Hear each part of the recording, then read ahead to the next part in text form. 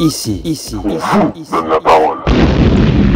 Donc bonjour sur la radio Art Talk TV de Libye Montana et Magid Lebar. Aujourd'hui, dans mon émission Olga by Bien-être, aujourd'hui pour moi c'est exceptionnel, je dois dire c'est exceptionnel. Mon invité d'aujourd'hui c'est José. Donc monsieur, si c'est possible de vous présenter un tout petit peu. Portugais français. Si c'est possible en français. Bonjour, je m'appelle José, j'ai 41 ans et je viens de faire un pèlerinage de France-Portugal à pied où je vais détailler toute mon histoire dans cette chaîne TV. Donc vous avez commencé à votre métier votre métier que vous faisiez avant votre pèlerinage, J'étais chauffeur routier. chauffeur routier. Et vous avez toujours fait ce métier. De 2016, à partir de 2016, avant j'étais conducteur d'engin de chantier et à partir de 2016, chauffeur routier. Et vous avez fait ce métier pendant combien de temps? Jusqu'à 2022, date de l'accident que j'ai eu et le motif voilà de faire ce pèlerinage-là. D'accord. Donc et votre handicap, l'accident, c'était Voilà, j'ai été 3 ans à l'arrêt suite à cet accident et voilà, dans ce temps-là, j'ai dit, voilà, si je reste bien par rapport à l'accident, je faisais ce pèlerinage de France-Portugal à pied. vous avez réussi, vous avez bien récupéré de l'accident? Oui, j'ai pas gardé de grosses séquelles, donc ça m'empêche pas de retourner dans le même métier, donc ce que je fais actuellement. Mais je suis bien par rapport à la fin de ce voyage-là, je suis bien physiquement, mentalement et tout. D'accord. Et l'accident, c'était assez, ça vous a handicapé ou ça va? C'était Quelle un accident. importance au niveau de l'accident que vous avez eu, l'accident de travail, je suppose? Ouais, c'était un accident très violent, voilà, donc le camion il est parti à la casse. Euh, le problème, c'est pas, comme je vous dis, c'est pas physiquement, Oui. c'est plus mentalement, c'est les images qui reviennent et tout. Et oublier un accident comme ça, c'est très, très compliqué, très dur même. Et vous avez pas, comment dire, vous avez réussi à marcher Oui, non, normalement? oui, ça n'a aucune séquelle de ce côté-là. Côté physique, bon, je vais dire à 90% presque rien. Le problème, voilà, c'est mentalement D'accord. garder la tête haute, et voilà. C'était D'accord. compliqué. Et c'est suite à cet accident que vous avez pris une décision un jour de faire un pèlerinage. Oui, voilà. Moi, je me dis, une fois que tout commence à aller bien dans ma vie, bon, que j'allais le faire. J'avais promis depuis longtemps. La santé, ça m'avait pas aidé, mais voilà. À partir de 17 mai, je dis, bah, je vais partir au Portugal. Je vais, comment dire, je vais faire ce que j'avais promis de faire. Et la promesse, c'était faire France depuis Paris, de la Tour Eiffel, jusqu'à Fatima à pied. D'accord. Sans assistance, à pied. Sans assistance, seul. Bon, après, seul, quand j'ai dit seul, c'est moi seul. Oui, voilà. Après, j'ai eu beaucoup d'aide, j'ai eu beaucoup de gens qui m'ont aidé dans le chemin pour dormir, pour manger. Ils m'ont accompagné sur le réseau, surtout sur le réseau, j'ai eu beaucoup de monde. Et voilà, ils m'ont aidé à arriver juste à la fin. Exact. Vous aviez des gens, ça veut dire que chaque jour vous allez dormir quelque part. Vous étiez alimenté par quels moyens? Bah, chez les gens, pour dormir, pour manger, j'ai eu beaucoup de gens, j'ai beaucoup de dons sur les réseaux, j'ai beaucoup de gens qui m'ont soutenu sur les réseaux TikTok, Facebook, Instagram et d'autres réseaux. Et après, par des connaissances, les uns ils connaissaient les autres, donc j'ai trouvé toujours le moyen de dormir, de manger et d'avoir toujours quelque chose, voilà, où je pouvais me reposer. Après, il y a des jours aussi où j'ai pas trouvé et où j'avais une tente équipée avec tout pour dormir.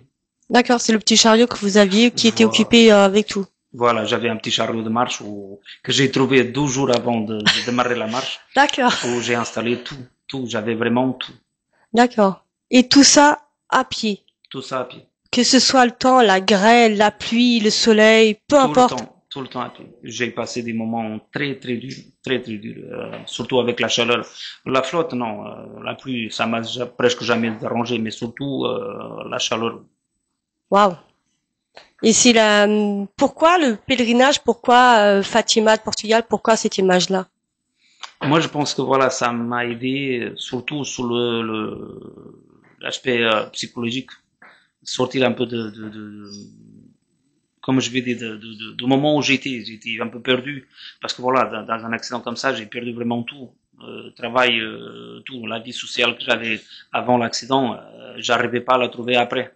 Et une fois qu'on sort comme je vais dire, de cette vie-là, c'est très compliqué. Et donc moi je me dis, ça m'a aidé beaucoup. Même à la fin de tout ça, je me retrouve bien physiquement, mentalement pour démarrer une nouvelle vie. Donc aujourd'hui, vous êtes bien dans votre cœur, vous sentez bien dans votre cœur à reprendre ou reconstruire quelque chose de différent? Oui, oui, démarrer à zéro. Ce que je fais en ce moment, j'ai déjà trouvé du travail. Et là, je démarre vraiment de zéro, mais bien conscient que ça m'a aidé beaucoup. C'est ce qui est important aujourd'hui dans cette vie-là, c'est ce qui est important. Et pour faire le pèlerinage, vous vous êtes préparé mentalement, Bah, vous avez une préparation pour courir, vous courez tous les jours? Non, du tout. Bah, comme je vais dire, je suis pas un pèlerin, quelqu'un qui marche beaucoup. Je suis quelqu'un, voilà, qui a préparé ça 2 mois et demi avant. J'ai fait quelques marches à pied de 35 kilomètres. Mais ça m'a aidé sur l'aspect physique, mais pas préparer principalement le voyage, parce que quand on va démarrer un voyage comme ça loin, c'est dans le chemin qu'on va préparer le voyage, parce que si on démarre d'ici, on ne sait pas ce qui va se passer d'ici 10 kilomètres. Donc on a démarré sans rien. J'ai démarré presque sans rien, sans être préparé. C'est dans le chemin que j'ai préparé tout le voyage, tout le voyage, tout le voyage. En passant par les villes, par les champs, peu importe l'endroit. Partout, partout. Par les champs, par les vignes, par des montagnes, par les rivières. Je me rappelle d'une histoire où j'ai enlevé tout le linge, j'ai chargé le chariot sur le dos et j'ai traversé de l'autre côté parce que je ne pouvais pas retourner en arrière. Waouh. Non, je sais pas, moi, c'est pour ça que je trouve ce parcours exceptionnel. Déjà par la croyance, qui est important. Mais pour moi, je pense qu'aujourd'hui, il y a personne, suite à un accident, il y a personne qui ait pu faire ce que vous avez fait. Et de partir du France au Portugal, ça aurait pu faire un pèlerinage en France uniquement ou au Portugal. Moi, c'était un truc que j'avais en tête depuis longtemps. Je dis un jour dans ma vie, je vais le faire. Je vais le faire. Et j'ai réussi à le faire. Et comme je vais dire, c'est un truc qui va rester gravé à vie, à vie. C'est un truc que par les photos, par les images, par les souvenirs qu'on a, c'est des trucs qu'on peut pas oublier. Un jour, mes enfants, ils peuvent dire fièrement, mon père, il a fait ça. Exact, exact. Et le pèlerinage que vous avez fait par pied, à la fin, quel but est pour vous ce pèlerinage que vous avez fait? Pour moi, c'est un message pour beaucoup de monde. Si on a la croyance, on peut le faire. Si on croit en nous, on peut le faire. N'importe qui peut le faire. Après, c'est comme je dis, moi, je suis pas quelqu'un qui marche beaucoup, mais par rapport à l'expérience que j'ai eue, je conseille pas les gens à prendre un sac et partir comme ça à l'aventure. Non, ça, c'est pas comme ça. C'est très dur, très très dur, et il faut être vraiment bien préparé au niveau matériel et au niveau physique aussi, au niveau physique, parce que surtout à l'époque où je suis parti des grandes chaleurs, il faut vraiment être bien préparé, parce qu'il y a des endroits où on peut pas abandonner. Et chaque jour, vous prenez une douche, vous vous changez, comment vous faites pour Oui, tout le temps. Ça, j'ai réussi tout le temps à prendre des douches chez les gens, dans les hôtels, même dans des trucs. Même si je dormais dans la tente, bah, il y avait toujours une petite fontaine où je pouvais récupérer de l'eau et prendre une douche cachée quelque part. Par exemple, une journée à marcher, une journée de pèlerinage, pouvez-vous nous expliquer une journée type comme ça? Une journée type du matin jusqu'au soir. Vous marchez, vous avez une ville, vous avez un but, aujourd'hui je vais telle ville à telle ville. C'est comme je dis aux gens, quand on fait un pèlerinage comme ça, on peut pas faire, si on va sans assistance, on peut pas dire on va faire que 30 kilomètres, on va faire que 20, on va faire que 10, parce que dans un pèlerinage comme ça, c'est par rapport à trouver où dormir. Par exemple, il y a des villes qui sont pas d'hôtel, qui a pas de gens, donc on peut pas dormir à 20 kilomètres, mais on va faire 40 pour trouver à dormir. Exact. C'est par rapport à ça qu'on doit marcher beaucoup. Il y a des jours où j'ai marché 35, mais il y a des jours où j'ai marché 45, voire plus, pour D'accord. trouver où dormir. D'accord. Et au niveau de l'alimentation, vous allez vous alimenter bien chaque jour pour pouvoir... Plus ou moins, plus ou moins. Il y a des jours où j'ai trouvé bien à manger, il y a des jours où c'était bon, ou il y a des jours où c'était moins bon. Euh, une fois, j'avais acheté un jus de fruits dans un magasin frère, et ben j'ai tombé malade, mais malade, à Oh, tomber par terre. C'était pas bon du tout. À mon avis, c'est par rapport à la chaleur. ouais. Donc, à partir de là, j'ai dit, je bois plus de ça. C'est vrai qu'en Espagne, il fait super chaud en été. Très, très chaud. Wow. Très, très chaud. Il y a des jours où je pense que la température ressentie sur le goudron, 45, 48. Bon, plus que ça. Ah, j'ai des photos et même des vidéos qui montrent ça. Alors, je- le pèlerinage, pour ça, à mon avis, il y a beaucoup de gens qui se voient en vous par rapport à ça. Et est-ce que vous avez des anecdotes que vous avez eues sur au cours de votre Oh, j'ai à peu près de tout. J'ai parlé avec les animaux, passé dans un champ, parlé avec une petite vache, trouvé un petit bourricot, parler comme c'était aux gens. des animaux? Oui, j'ai pas mal d'histoires rigolotes. Voilà, j'ai tous les vidéos sur ma page TikTok, Roma Fatima, j'ai sur mon Facebook, José Maria Canos aussi, j'ai tout dedans, tout. Les gens qui veulent accompagner ça, il y a toute l'histoire du début jusqu'à la fin. Toutes les photos juste de Paris, du départ de Paris jusqu'à la fin au Portugal. Donc, on peut vous suivre sur les réseaux sociaux, sur Facebook, Instagram, Tout, surtout. tout, tout, tout. C'est vrai que c'est une assez incroyable et formidable aventure que moi-même je l'ai pas vécu, mais vous avez fait partager certaines situations. C'est vrai que Moi, j'ai dit c'est aux gens, énorme. j'ai dit aux Pour gens, moi, perso, c'est énorme. moi, j'ai dit aux gens qui sont partis de Paris avec moi, accompagnés dans le réseau, pour être précis. J'ai dit aux gens, vous allez m'accompagner d'ici, juste là-bas au Portugal. Et je l'ai fait. J'avais des gens, voilà, que tous les matins, quand je me réveillais, tu vas pas faire des directs aujourd'hui, tu vas pas marcher aujourd'hui, tout le temps, tout le temps. J'avais beaucoup de soutien de ce côté-là. Et c'est déjà beaucoup. C'est déjà assez important. Ah oui, le fait d'avoir le voyage transmis en direct, ça m'a aidé beaucoup parce que d'un côté on est seul, mais de l'autre côté on n'est pas seul, on a toujours quelqu'un pour rigoler, pour parler et tout, parce qu'il y a Exact. des moments où c'est vraiment, vraiment dur, dur, dur à faire. Donc l'avantage aussi dans nos jours des réseaux sociaux, c'est par rapport à ce que vous avez vécu aussi. Vous, sur le terrain, vous êtes seul, mais de l'autre côté, il y a toute une famille qui est là pour soutenir, qui que soit la personne.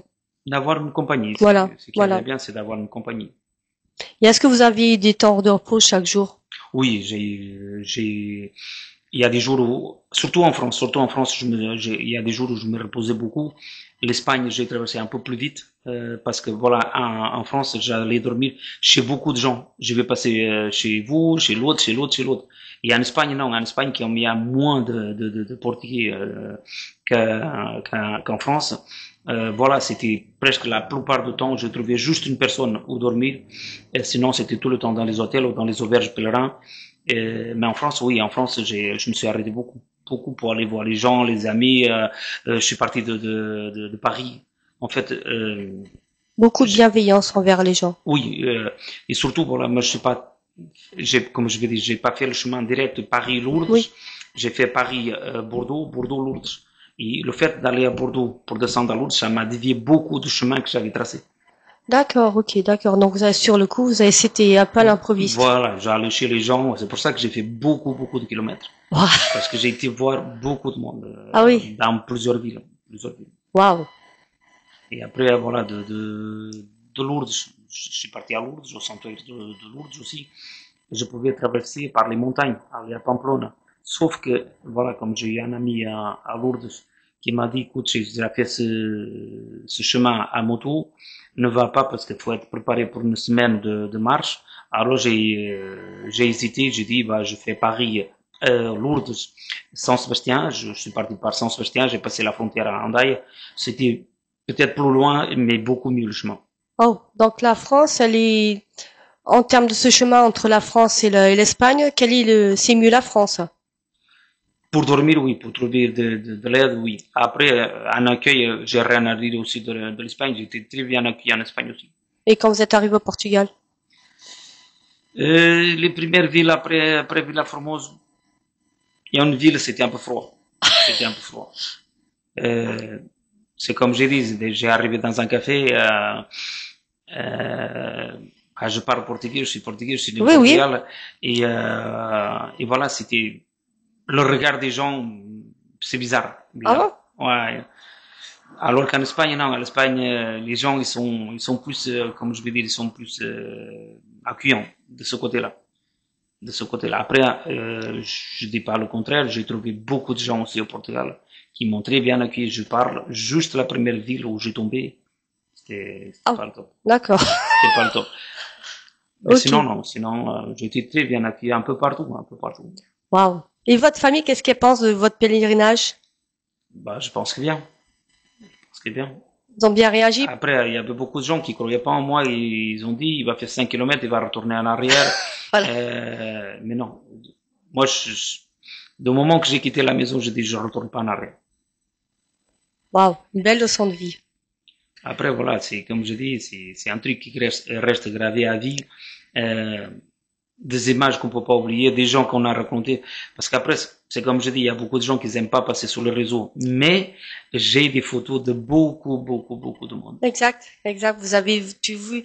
Et là, par rapport à, est-ce que vous avez des anecdotes à nous dire, des choses incroyables qui se sont arrivées sur votre chemin? Ah, on va commencer peut-être par la moins bonne. En Espagne, j'ai fallu être cambriolé dans l'auberge où Oh, j'étais en train de dormir à Parada de Pedernales. Bon, c'était un petit, comme je vais dire, c'était un petit truc, mais bon, c'est toujours ça. Après, des bons trucs. Ouais, j'en ai eu beaucoup. J'ai eu une ville, ça s'appelle Martizé, euh, où j'ai arrivé un samedi. Voilà, c'était ouvert, les cafés, les boulangeries et tout. Sauf que moi, je savais pas que dans les petites villes comme ça, le lundi, il y a rien. ah oui. Donc, je me réveille, j'ai dormi 12 jours dans ma tente. Waouh. Je me réveille lundi matin et je cherche une boulangerie pour prendre le petit déjeuner. Il y a une dame, elle me voyait à gauche, à droite, elle m'a dit, vous cherchez quelque chose? Et moi, je dis, bah, je cherche une boulangerie. Elle m'a dit, ici, le lundi, c'est tout fermé. Ah, j'ai dit, D'accord. je voulais prendre mon petit déjeuner.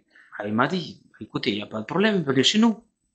Venez chez nous. Ah, Prendre le petit déjeuner, des trucs comme ça. Ça, j'en ai eu beaucoup. Même en Espagne et tout, pour boire et tout, il y a des gens, bah, bien, je t'offre un verre ou un truc comme ça. Beaucoup de fois. waouh. Encore, il y a des gens qui Ah sont, oui, oui, ah oui, oui. oui, oui, beaucoup de gens. Beaucoup. Et j'ai eu beaucoup d'aide aussi, je peux le dire, financière aussi. D'accord. Beaucoup. Ça m'a aidé beaucoup parce que voilà, moi, je suis parti de la maison Sans rien. sans savoir le Pas coût, d'identité, voilà pas d'argent, le rien. coût de tout ça. Parce que c'est un truc qu'il faut énormément, on a besoin énormément de soutien financier. Beaucoup. Parce que si on trouve à dormir chez les gens, c'est bien, mais si on trouve pas, c'est très compliqué. Il y a même, il y a des chemins en Espagne pour trouver un hôtel, c'est très Aïe. compliqué. Il faut marcher D'accord. beaucoup. D'accord. Et par rapport à la suite du pèlerinage, qu'est-ce que ça vous a, aujourd'hui, qu'est-ce que sont vos projets pour la suite? Ben, en arrivant, bah, c'était de trouver le travail parce que ça faisait déjà 3 ans Trois que ans. j'étais à l'arrêt, même plus. J'ai trouvé tout de suite, j'ai trouvé tout de suite au travail. Et là, je pense que petit à petit, on commence à mettre les choses à plat. D'accord. Donc, une nouvelle vie. Une nouvelle vie, de marier à zéro, et voilà. Si on a le courage de le faire, bah, après tout, Vous êtes tranquille de ce côté-là. Est-ce que vous allez raconter votre histoire ou est-ce que vous allez faire quelque chose de spécial par rapport à ce que vous avez fait? bah, je pense que dans ma ville, ils sont déjà, ou ils ont déjà fait un livre Ah, un livre, d'accord. que je dois descendre là-bas pour signer. Et après, il y aura aussi des t-shirts de ce pèlerinage-là avec un beau message signé. C'est des t-shirts qui seront bordés. C'est pas des t-shirts qui sont imprimés, c'est des t-shirts qui sont brodés, D'accord. avec mon nom, avec une partie de l'histoire, quelque chose de beau. D'accord. J'attends juste le bon moment, mais il va avoir des souvenirs de cette histoire-là. Oh. Donc moi, quand vous aurez votre livre, j'espère que vous reviendrez nous voir ici. Bah, sans problème.